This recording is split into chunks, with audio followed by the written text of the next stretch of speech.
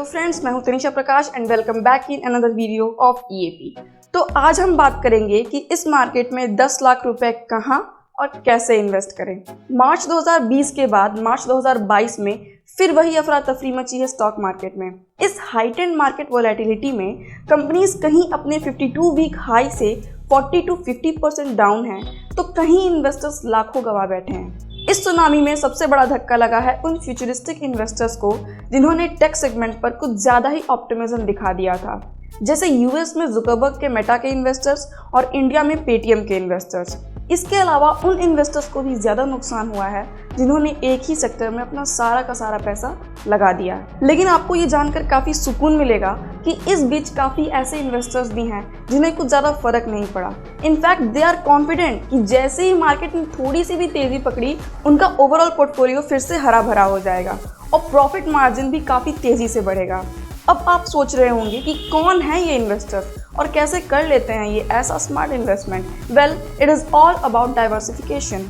आइए चलिए देखते हैं क्या है डाइवर्सिफाइड इन्वेस्टमेंट और क्यों है ये हर एक इन्वेस्टर के लिए ज़रूरी, फिर चाहे आपको 1 लाख इन्वेस्ट करना हो या 10 लाख रुपए।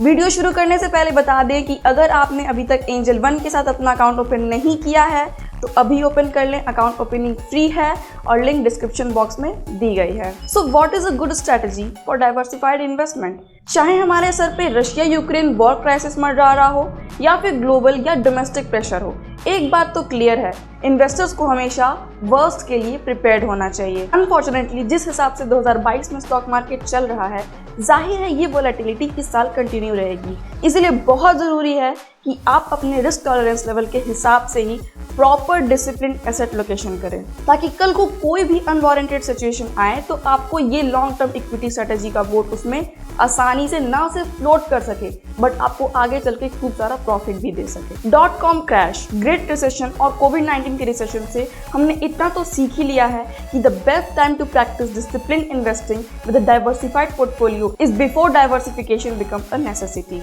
तो अगर आपके पास आज 1 लाख या फिर 10 लाख सरप्लस हैं, तो देखते हैं कि कैसे उस अमाउंट को आप स्ट्रेटेजिकली इन्वेस्ट कर सकते हैं। Well, to start with, it is important to diversify your 10 lakhs in different sectors in a way that you can compound your capital by 18 to 25% annually. Blue chip stocks और value stocks काफ़ी underpriced हैं, चाहे वो automobile में हो, manufacturing में हो, pharma में हो, फाइनेंशियल्स में हो, IT हो या बैंकिंग स्टॉक्स हो, तो इन इक्विटी में आप इन्वेस्ट कर सकते हो। इसके अलावा डाइवर्सिफाई करते समय आपको dividend stocks, large cap, mid cap stocks को भी कंसिडर करना होगा।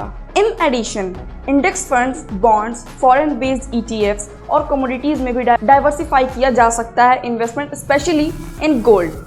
आइडियली 60% इक्विटी में, 30% डेब्ट में और 10% कमोडिटी में डाइवर्सिफाई करना चाहिए इन्वेस्टमेंट, ताकि कितना भी FD रेट्स कम हो जाए या मार्केट में सुनामी ही क्यों ना आ जाए, आपके इन्वेस्टमेंट की घड़ी चलती रहे और आपको बेहतर से बेहतर रिटर्न्स मिल सके starting from now till your retirement, फिर चाहे वॉर का थ्रेट हो, ग्लोबल टेंशंस या फिर inflation. Lastly, diversification is about trade-off. Diversification reduces an investor's exposure to a single stock industry or investment option.